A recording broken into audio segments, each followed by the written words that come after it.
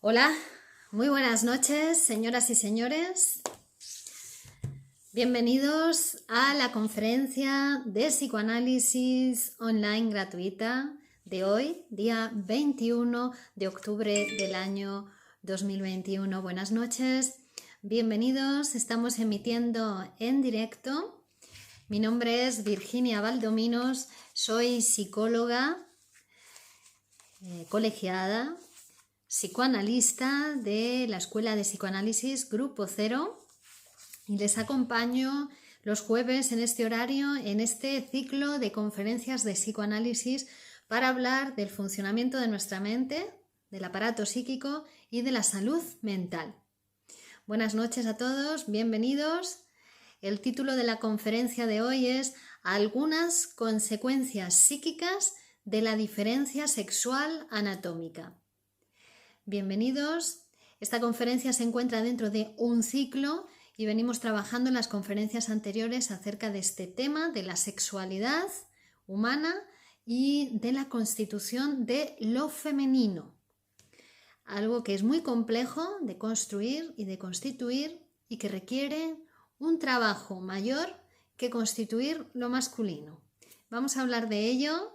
Bienvenidos todos ustedes a este espacio de conversación psicoanalítica con Virginia Valdominos.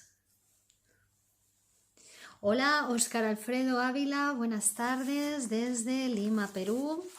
Buenas tardes, yo les hablo desde Madrid, España, donde se encuentra la sede de la Escuela de Poesía y Psicoanálisis Grupo Cero y también mi consulta desde la que les estoy hablando. Alicia Sánchez, buenas noches. Para todos aquellos que quieran o deseen comenzar un psicoanálisis conmigo, pueden ponerse en contacto conmigo porque les atenderé estén donde estén gracias a los servicios de atención telefónico, online.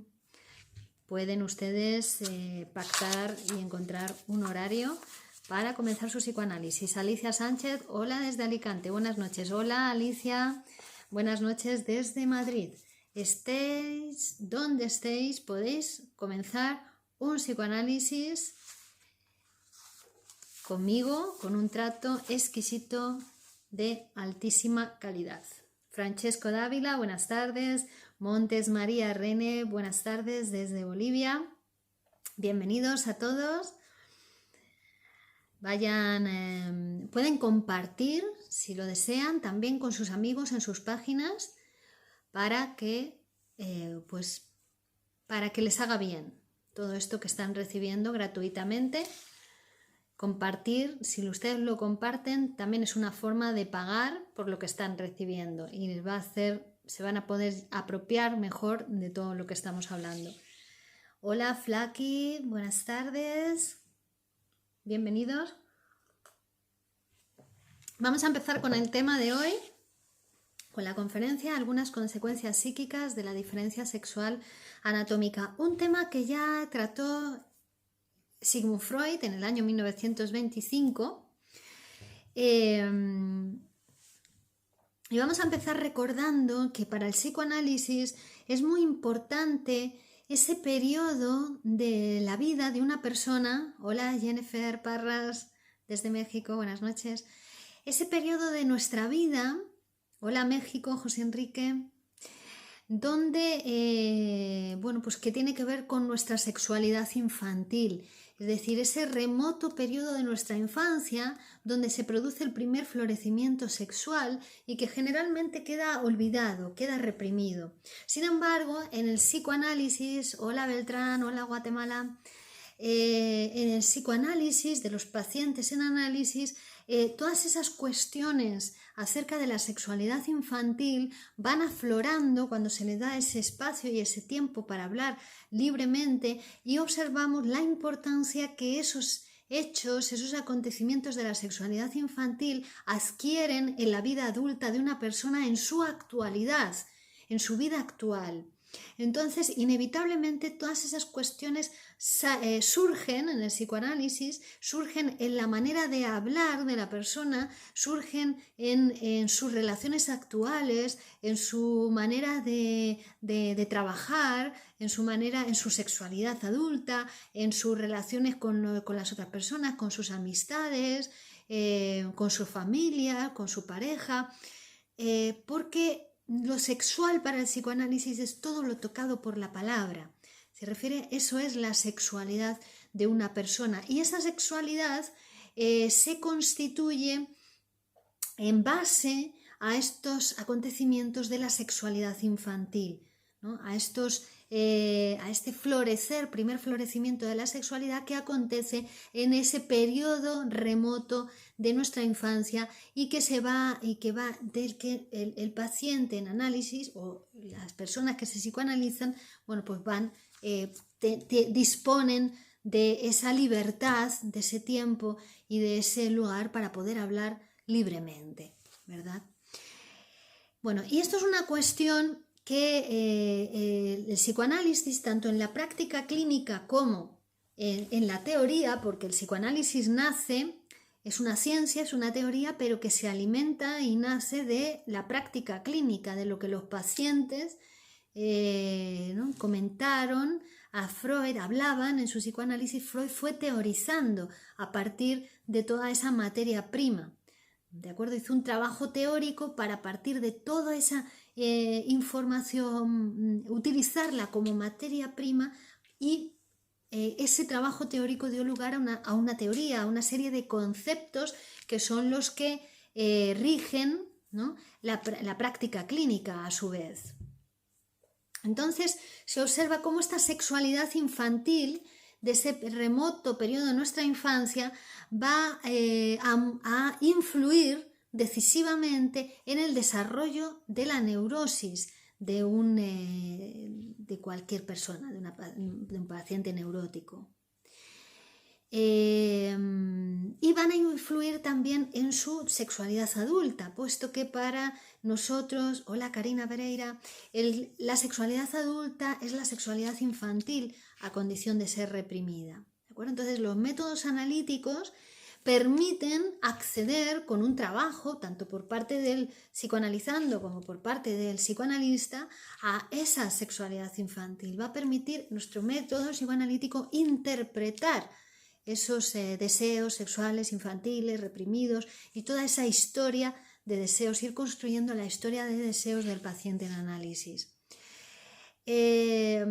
Algunos profesionales han intentado utilizar, buenas noches Manuel Díaz, el psicoanálisis, pero hasta cierto punto, es decir, dejando fuera toda esta cuestión de la sexualidad infantil, con lo cual tampoco logran adentrarse verdaderamente en los motivos inconscientes de los comportamientos actuales del adulto, ¿no?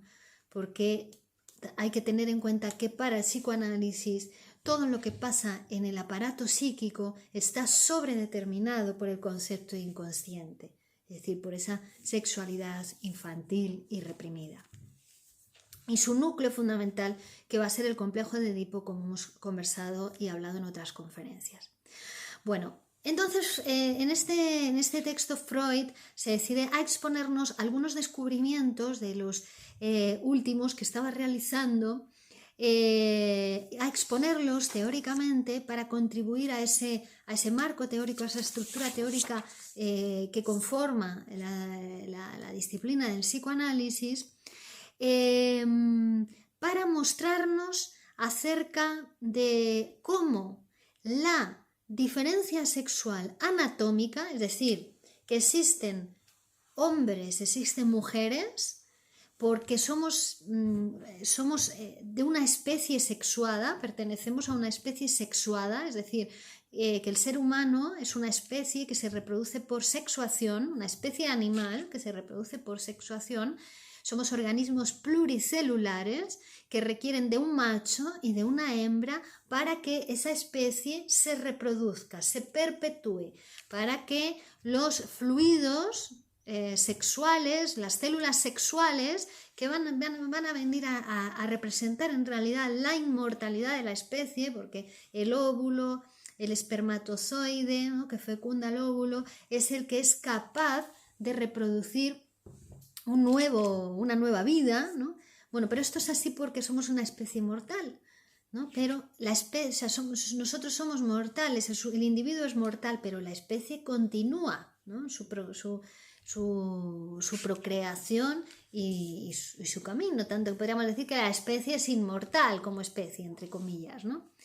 Bueno, pues eso hace que haya hombres, haya mujeres, es decir, que hay una diferencia sexual, anatómica, entre los hombres y las mujeres, ¿no? Y entonces, ¿cómo influye esa diferencia sexual anatómica a nivel psíquico, ¿no? ¿Qué consecuencias psíquicas va a tener en la conformación de nuestro aparato psíquico, de nuestro psiquismo como seres humanos, como sujetos hablantes, cuando atravesamos ese proceso que llamamos el complejo de Edipo, que es esa máquina hominizante? Bueno, pues por supuesto va a haber diferencias, Y hoy vamos a hablar de esas diferencias. Son estas cuestiones de las que vamos a hablar hoy. Son cuestiones que pueden producir una afectación en todos nosotros, porque son cosas que nos pasan a todos los seres humanos y además que nos pasan, que tienen que ver con cuestiones que nos han pasado en nuestra primera infancia, ¿no?, en nuestro primer florecimiento sexual infantil, pero que no desaparecen en el adulto. Por eso les advierto de antemano que estas cuestiones pueden producir reacciones afectivas, pueden producir angustia, pueden sentirse identificados, pueden negar, pueden pasar muchas cosas con todo lo que vamos a hablar hoy, ¿de acuerdo? Vamos a empezar a hablar. Hasta ahora hemos ido desarrollando, ¿no?, cómo es el complejo de Edipo en el varón, que sería el caso como más sencillo, ¿no?, de mostrar, ¿no? Y entonces hemos dicho que el niño, el primer objeto de su amor va a ser su madre, va a ser esa persona que lo ha cuidado, que lo ha protegido, que lo ha amamantado, lo ha dado calor, ha despertado con sus caricias y sus besos y los cuidados de higiene corporal, ha ido erogenizando su cuerpo, ha ido despertando su sexualidad infantil. Buenas noches, Rodrigo, buenas noches, Ulises. Bueno, pues ese va a ser su objeto de amor desde el periodo de lactancia y de crianza y hasta el complejo de Edipo, e incluso hasta su edad adulta va a ser una mujer su objeto de amor. La primera mujer, buenas noches, Marcos, hola, Argentina. Entonces, su primer objeto de amor va a ser su madre.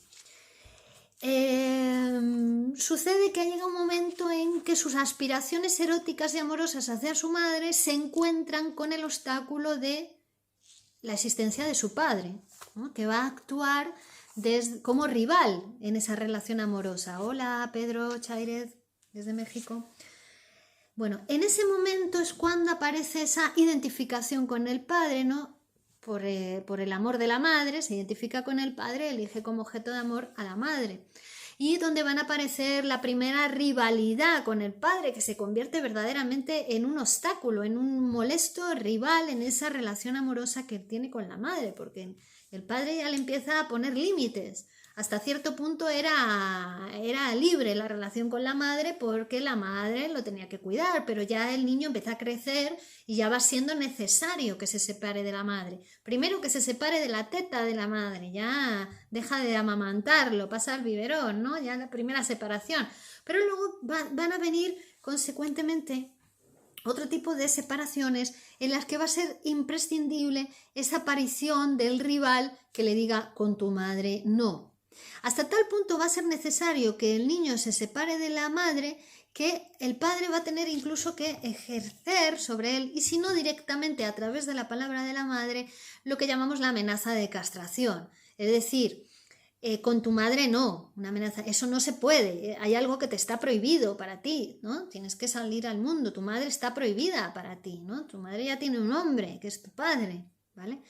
Entonces, frente a esa amenaza de castración y la angustia que le produce al niño en un momento que se encuentra en la etapa fálica del desarrollo, buenas noches, Manuel Borja, etapa fálica donde, como su nombre propiamente indica, se llama así porque la zona erógena es el falo, ¿no? El falo, que en realidad es algo que no es exactamente el pene, pero el niño en ese momento que está empezando a descubrir sus genitales, pone el énfasis, la zona erógena fundamental va a ser el pene, en el caso del niño, en el caso de la niña, su pene, que es el clítoris, ¿no? Pero ellos es un órgano equivalente en ese momento donde todavía no existe el órgano genital femenino. Podemos decir que la sexualidad de la niña es masculina también en ese periodo, esa etapa de la vida. Bueno, pero el niño, entonces, frente a la amenaza de castración y la angustia de castración, la angustia que le produce esa amenaza por parte del padre, bueno, pues renuncia a ese amor por la madre, a ese vínculo erótico con la madre de una forma exclusivamente narcisista. Es decir, ¿para qué? Para proteger su miembro viril, es decir, para que no se ejecute sobre él esa amenaza de castración de niño, eso no se hace, no te toques, que te corto la mano, que eso no se puede hacer. Es decir, que te quito algo, ¿no? Que si sigues haciendo eso va a venir un castigo y te va a dejar sin eso que tanto estimas, ¿no? Bueno, entonces en ese momento el niño renuncia, es decir, hace efecto para él el complejo de castración y renuncia a la madre, aparentemente, porque luego vamos a ver qué es lo que sucede. Ese sería el complejo de Edipo en el varón, pero hay que decir que ese sería, digamos, el activo, pero también el varón va a pasar por un complejo de Edipo que podemos llamar pasivo, porque ya hemos hablado en otras conferencias que la disposición psíquica en el ser humano es bisexual, es decir, que también va a haber un momento en que el niño se enamora del padre, toma al padre como objeto amoroso y la rival va a ser la madre, aunque sea un varón.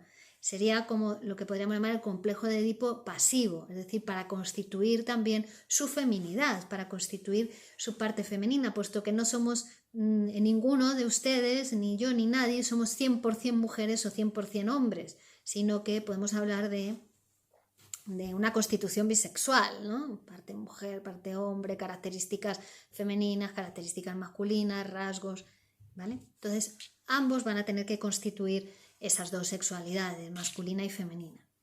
Pero en principio el complejo de Edipo del varón sería ese, ¿no? El complejo de castración viene a cerrar el complejo de Edipo. Pero aquí en este texto Freud nos va a explicar cómo sus últimos descubrimientos, ¿no? Llevan a la comprensión de una prehistoria del complejo de Edipo en el varón. Dice Manuel, ¿y el pasivo no sería la identificación con la ley? No, en el pasivo es la identificación con la madre. Se identifica, es femenino, tiene que constituir el niño su feminidad. Elige al padre como objeto amoroso y la madre es su rival. Claro, va a ser más difícil después separarse del padre, ¿no? Bueno, en el niño es más fácil porque el complejo de castración siempre tiene un efecto. Ahora vamos a ver el efecto que tiene en la niña. Buenas noches, Carlos, saludos. Bueno, entonces, en el complejo de Edipo del varón también hemos encontrado una prehistoria. Una prehistoria quiere decir, antes del complejo de Edipo también han ido pasando cosas en el niño. Por ejemplo, una identificación de índole cariñosa con el padre, que todavía no ha adquirido ese matiz de rivalidad con la madre, pero ya el niño tiene esa identificación cariñosa con el padre antes del complejo de Edipo. Otra cuestión que forma parte de la prehistoria del complejo de Edipo en el caso del niño es la estimulación masturbatoria de los genitales, ¿vale? Cuya supresión, más o menos violenta por las personas que intervienen en su educación y que están a su alrededor, va a poner en actividad el complejo de castración. Como hemos dicho, el complejo de castración va a venir cuando las personas de alrededor del niño que le ven masturbándose en público o en la casa, en cualquier lugar, le empiezan a poner límites, ¿no? Eso no se hace. Entonces ahí va despertándose, se va a ir poniendo en actividad el complejo de castración. Pero en este momento, esa masturbación, bueno, en el momento del complejo de Edipo, suponemos que esa masturbación en el niño está relacionada con la descarga de la excitación que le producen las catexis libidinosas puestas en relación con los progenitores, puesto que está pasando por el complejo de Edipo. Es decir, el amor a la madre, el erotismo hacia la madre, la rivalidad con el padre. Bueno, ese erotismo hacia la madre lo descarga, digamos, esa tensión, esa excitación a través de las actividades masturbatorias en el complejo de Edipo. Pero también cabe preguntarse si desde el comienzo la actividad masturbatoria está vinculada al complejo de Edipo o si por el contrario la actividad masturbatoria surge inicialmente de una manera espontánea como consecuencia de activación de un órgano corporal y solo después se vincula, una vez llegada al momento del complejo de Edipo en la fase fálica, se vincula al complejo de Edipo y parece que nos inclinamos más por esta segunda opción. Es decir, que actividad masturbatoria no solamente hay en la etapa fálica en el complejo de Edipo, sino que se inicia mucho antes en la vida del niño, ya en la fase oral con la succión del pulgar, ¿no? Decíamos en los 3 ensayos para una teoría sexual que la actividad succionadora del pulgar, por ejemplo, es una actividad masturbatoria en el niño de pecho. ¿De acuerdo? Bueno, otra cuestión dudosa, ¿no? Otra cuestión que aparece de esta época del complejo de Edipo en el varón, que es un poco desconocida, bueno, pues es el papel desempeñado por la enuresis. Enuresis es cuando los niños se hacen pis en la cama. Bueno, una enuresis persistente en un niño, es decir, que se alarga en el tiempo, sería una consecuencia de esa masturbación y la supresión de la enuresis incitada por los adultos que a su alrededor son los encargados de la crianza, de la educación, vendría a representar, a significar para el niño lo mismo que la amenaza de castración. ¿Vale? Esa inhibición de la enuresis cuando el papel y el significado que tiene en ese niño en ese momento es una masturbación, hacerse pis en la cama. ¿De acuerdo? Por otra parte, otro factor importante de la prehistoria del complejo de Edipo en el caso del niño es haber asistido, tiene un papel importante el coito de los padres en el caso de los niños, en el sentido de que establecen en muy precoz edad la primera excitación sexual. Y también porque va a tener efectos posteriores en todo el desarrollo sexual del niño, ¿no? Tanto en la masturbación del niño como en sus actitudes frente al complejo de Edipo, como la interpretación que ha hecho el niño de ese acto del coito de los padres. Sin embargo, es verdad que hay que admitir que no todos los niños asisten o ven invariablemente el coito de los padres, ¿no? Por supuesto, eso va a tener un efecto sobre ellos, pero también se ha descubierto en el psicoanálisis la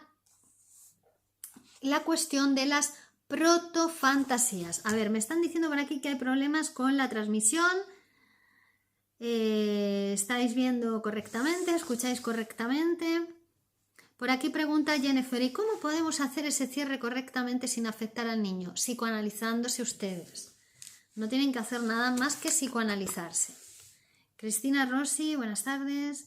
Hay problemas de transmisión. Hola, buenas tardes. ¿Se escucha? Por favor, ¿me pueden confirmar que se escucha correctamente?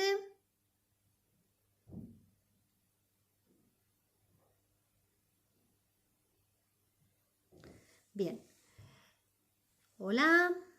Pueden confirmar que se ve bien o se me ha quedado atascado y no lo sigo bien. Qué pena, dice. A ver. Sí, se escucha. Bueno, entonces empezamos a ver ya Se ve correctamente, vale. Ya empezamos a ver cómo estos temas en ustedes producen, les deja congelados a algunos, a otros les dejan atascados. ¿Ven? Cómo no es invariablemente que a todo el mundo le produzca lo mismo, pero esa cuestión de la asistencia al coito de los padres también puede ser una protofantasía, porque en el psicoanálisis ya vemos que existen desde muy temprana edad antecesores de las fantasías, ¿vale? Eso vamos a llamar las protofantasías. Como irán descubriendo, gracias Carlos, como irán descubriendo a lo largo de todas las conferencias y cursos que ustedes pueden realizar conmigo, con nosotros, psicoanalistas del Grupo Cero, para el aparato psíquico es lo mismo asistir a un hecho que fantasearlo, ¿vale?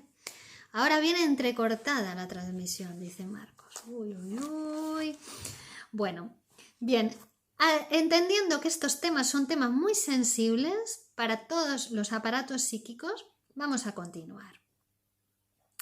Bien, el caso es que es un mismo proceso invariable el que se da en todos los niños antes de llegar al complejo de Edipo, o más bien son una gran variedad de distintas fases previas que convergerían en el complejo de Edipo del pequeño varón. Esto en el caso del niño, ¿no? Vemos entonces que hay una fase prehistórica antes del complejo de Edipo.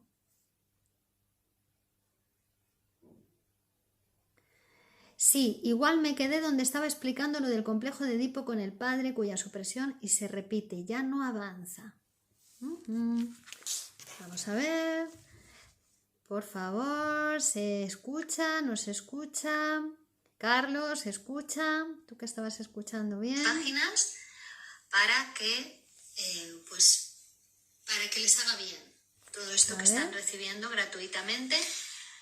Compartir, si ustedes lo comparten, también es un...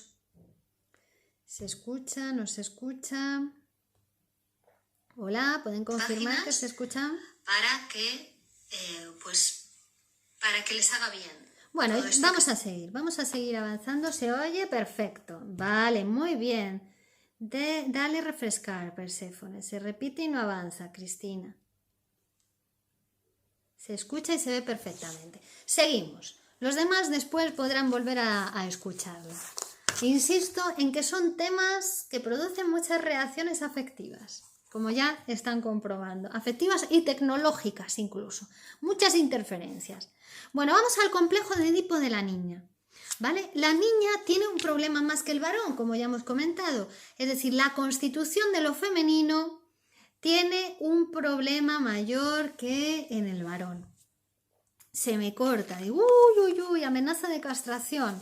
Amenaza de castración. Bueno. Vale, la madre fue el objeto primero también de amor en el caso de la niña, ¿vale? Fue su amor inicial, su primer amor. Pero en el caso de la niña, por determinación biológica, por determinación de la especie humana, que como hemos dicho se tiene que reproducir, hola Eli, que se tiene que reproducir por sexuación, un macho y una hembra, ¿vale? Pues la niña va a tener que pasar de elección de objeto amorosa madre, va a tener que pasar a elegir al padre para después salir al mundo y elegir a un hombre. ¿De acuerdo? Entonces es un paso más, es una dificultad más a la que se va a tener que enfrentar la niña. ¿Por qué? Porque la niña no tiene pene, tiene otro órgano genital, pero no lo va a descubrir hasta la edad adulta, ¿vale?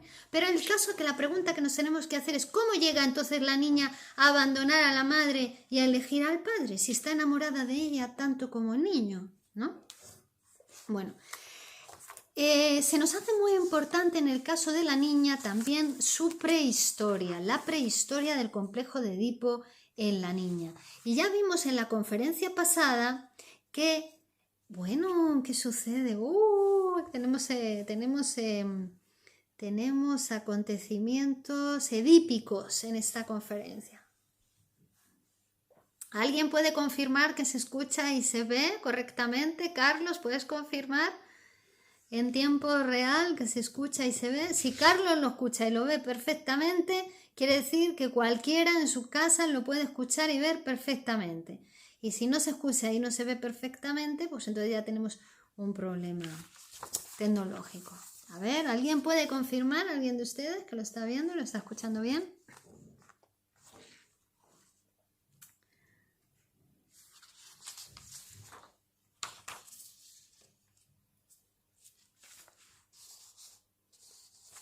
Hola.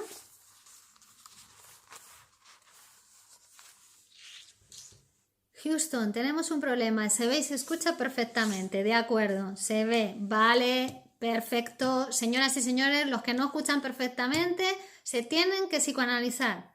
Tienen que comenzar su psicoanálisis. Vale, entonces, la niña, el complejo de Edipo en la niña, ya hablamos de que también tiene una prehistoria, es decir, algo que pasa antes de que llegue al complejo de Edipo.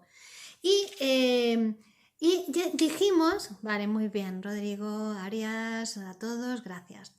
Ya dijimos que en esta prehistoria, en el caso de la niña, está muy vinculada a su madre. Va a ser muy intensa la relación de la niña con su madre y esto va a tener consecuencias importantes para la vida de las mujeres, que si quieren saber cuáles son, pueden ver la conferencia de la semana pasada que hablamos especialmente de eso. Hola, Eliana.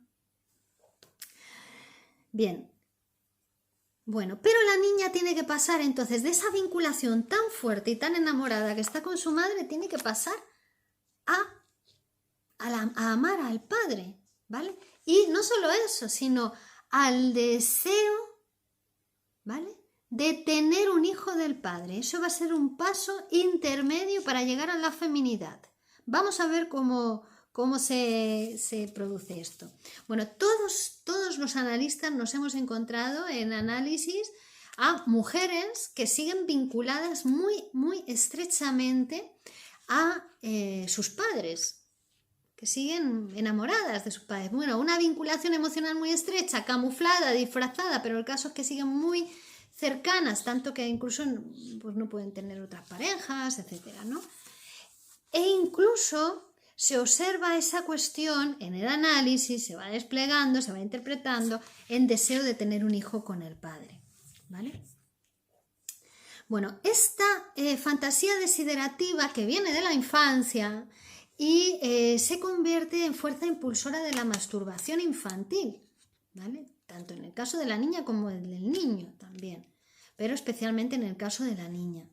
Y en donde hemos dicho que la fase de la prehistoria, la relación con la madre, va a ser muy intensa y que en cierta manera va a dar lugar a el complejo de Edipo, que en el caso de la niña el complejo de Edipo va a ser una formación secundaria, ¿vale?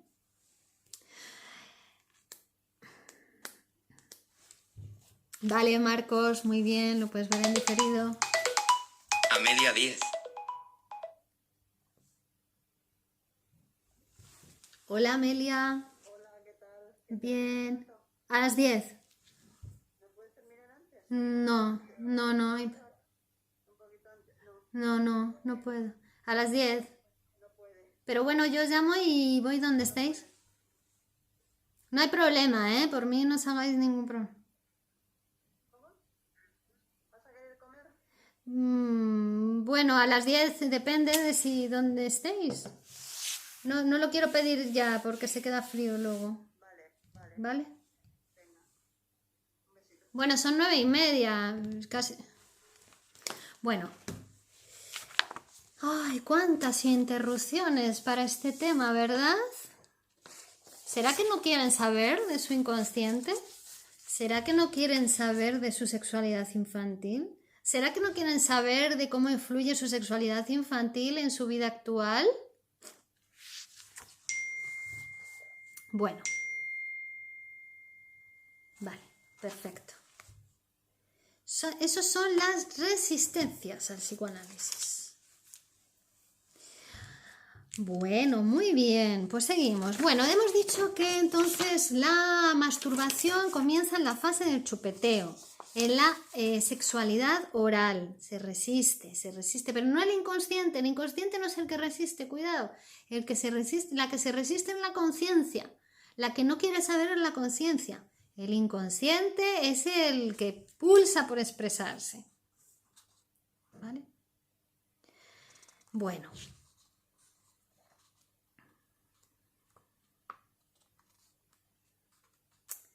Bueno, entonces en la niña, ¿cuándo va a empezar ese paso en la fase fálica, el inicio de la fase fálica?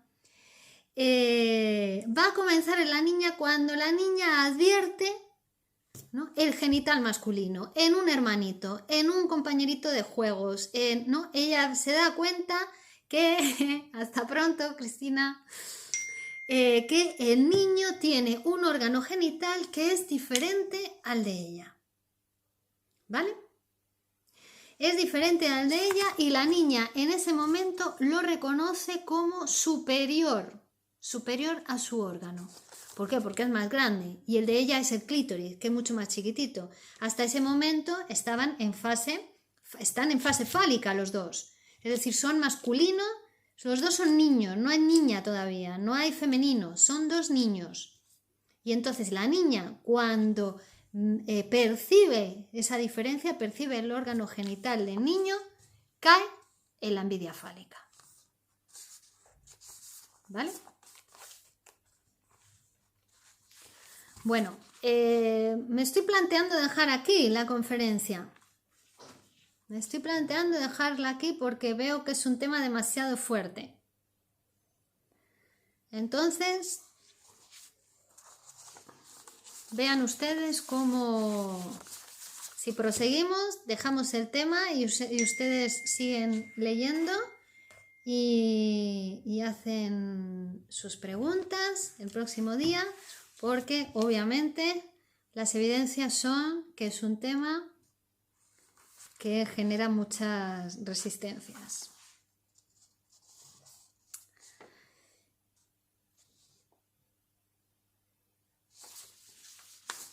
Seguimos, dejamos.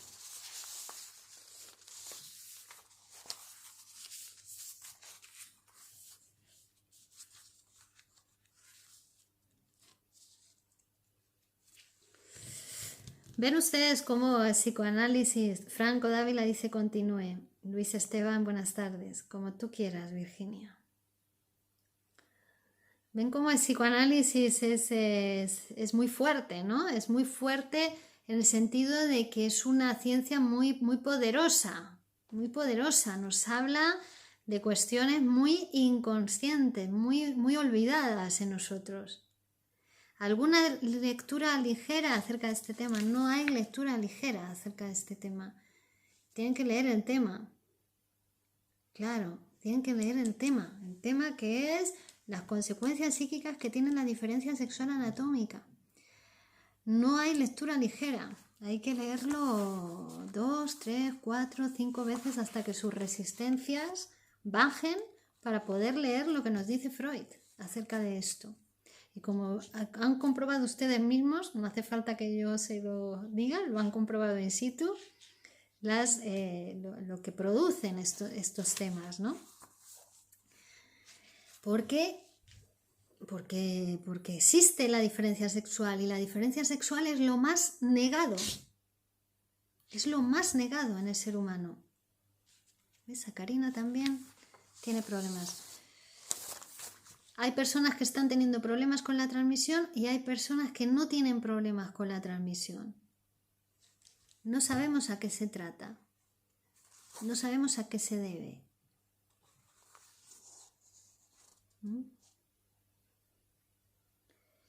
Pero vamos a dejar aquí. ¿Vale? Entonces, bueno, vamos a avanzar. Voy a decir en rasgos generales y les voy a invitar a ustedes a que lean el texto. A que lean el texto un número de veces considerable para que lo puedan llegar a él. Bueno, entonces, va a haber diferencias entre ambos sexos, ¿vale? Cuando el niño descubre por primera vez la región genital de la niña, al principio se muestra indeciso. Si tú crees conveniente y debido a los problemas de conexión, lo dejaría a la próxima conferencia. Repite y se corta. Bueno, al principio se muestra indeciso, poco interesado. No ve nada o repudia su percepción. Lo atenúa, busca excusas para hacer concordar eso que está viendo con lo que él esperaba. ¿Vale? Y solamente, al principio no lo quiere creer, no lo quiere ver. Solamente cuando logra unir la amenaza de castración con lo que está viendo, con el genital femenino, ahí es donde empieza para él a hacer efecto la amenaza de castración.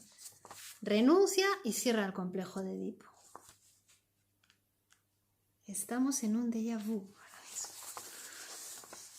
Bueno.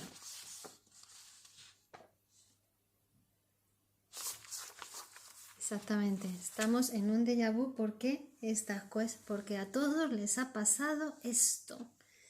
En el caso de la niña, ¿qué pasa? Cuando ve la diferencia, ella quiere eso y va a caer bajo el dominio de la envidia fálica. Quiere eso que no tiene. ¿Vale? Lo que le va a llevar por un camino determinado en el desarrollo de su feminidad. Obviamente vamos a dejar aquí y vamos a continuar el próximo día con nuestro ciclo de conferencias y probablemente iremos introduciendo y hablando de este tema en otras conferencias o haremos una específica y especial sobre él, ¿vale? Como dijo Freud, dice Rodrigo, tanto esfuerzo, tanto material empleado para explicar algo tan evidente pero tan reprimido, tan oculto, tan que no se sepa que todos seamos iguales, que no exista la diferencia sexual, que seamos inmortales, que no seamos mortales. Pero somos mortales, señoras y señores, existe la diferencia sexual y eso tiene algunas consecuencias sobre nuestro psiquismo. Les invito a que lean el texto y seguiremos. Tenemos que seguir trabajando para poder dar esta conferencia con menos interrupciones. Gracias y continuamos el próximo jueves. No se lo pierdan.